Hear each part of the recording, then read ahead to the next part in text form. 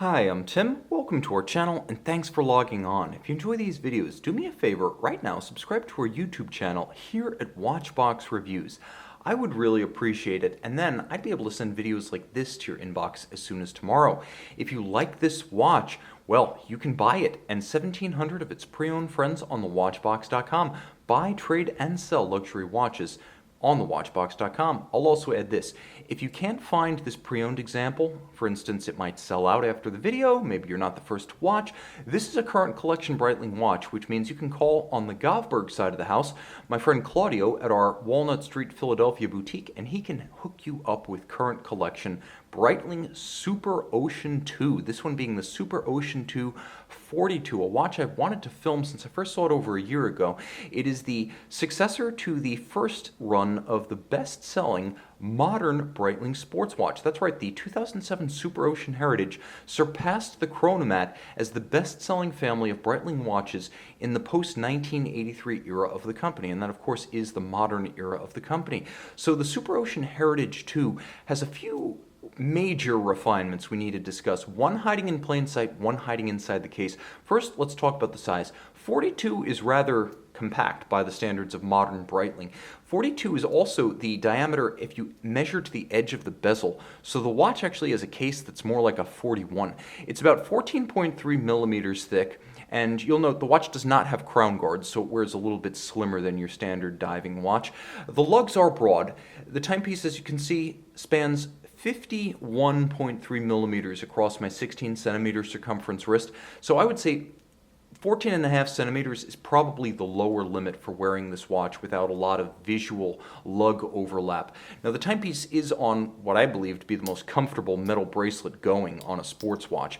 It is the Breitling Ocean Classic. It is just like the Aero Classic. There is no difference. They're the same bracelet, but it has a vintage-inspired straight bar design because the Superocean Heritage is inspired by the 1958 Breitling 1004 dive watch, the first Superocean, and the bracelet recapitulates a design that was famous during the 60s and 70s with the straight bar and the mesh style links. Incredibly silken on the wrist. Nothing made of metal is more comfortable. You will note, however, cleverly integrated individual sizable links. You can remove them with screws, so though it's a vintage looking bracelet, it's very modern in its construction. Full folding clasp, single fold with a clamshell closure. You will note that the bracelet is completely unconstrained in its movement. You can pull it straight down around the tight curve of a small wrist. I don't believe you have to go to a strap to fit this watch on a small wrist because the bracelet is so flexible. There's been a reprofiling of the lugs. This is one of the changes wrought for the 2017 debut of the Superocean Heritage II. There's also been a little bit of reprofiling of the crown. The hands as well as the indices have been reprofiled gently. You can see the bezel is still the screw-fixed captured bezel design that Breitling has long used on its dive watches and its chronomats, and this is a very robust system. It's not like a Rolex or Omega bezel where you can accidentally snap it off by slamming into a doorknob or a piece of drywall. This will take your watchmaker longer to remove when servicing the watch. It also means your bezel is stuck on there well, firmly affixed by screws, not snapped on mechanically. The bezel action is positive. You line up the luminescent pearl with the minute hand, and now you have an impromptu 0 to 60 minute timer. And I've always found that a dive bezel is the best chronograph you can buy. Easier to read than a chronograph minutes register. Remember, most chronographs only go up to 30 minutes anyway, so a dive bezel is going to be an excellent timing device for most. Also, doesn't have the downstream maintenance costs of a chronograph. Now, I mentioned a refinement hiding in plain sight. You can see the case reprofiling, you can see the crown, you can see the dial indices in the hands, but the insert on the Superocean Heritage II is ceramic, no longer anodized aluminum.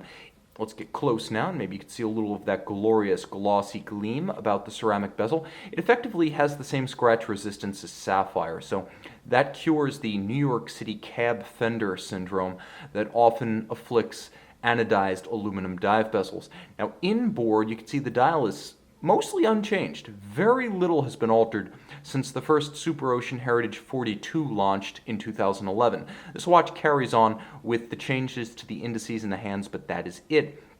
Of course, you'll note it is a matte black base with white printing, so easy to read in any light. Yes, there will be a Lume shot at the end, stay tuned.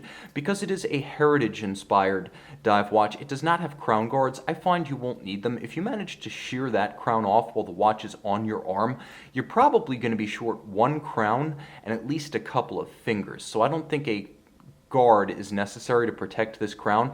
It's easier to manipulate as a result. If your hands are wet, sweaty, or gloved, which they generally are when using a sports watch in earnest, you'll find that the non-guarded crown is easier to use. Screw down, the watch has 200-meter water resistance, and that crown will allow you to manipulate the other secret innovation for this 2017 refresh, the one that is unseen, and that is the B20 movement. But you and I know that it is a Tudor MT 5612. That's right, you've got Rolex Tudor watchmaking in a vintage-inspired Breitling dive watch, and that just might be the best of all possible worlds. You have the time-tested design of the Breitling Superocean from the late 50s with robust, modern Breitling sports watch construction that's absolutely bulletproof, and on the inside, a Rolex Tudor automatic chronometer caliber with a 70-hour power reserve, smooth bidirectional winding, hacking or stop seconds, a quick set date. It has a full balance bridge and a free sprung index,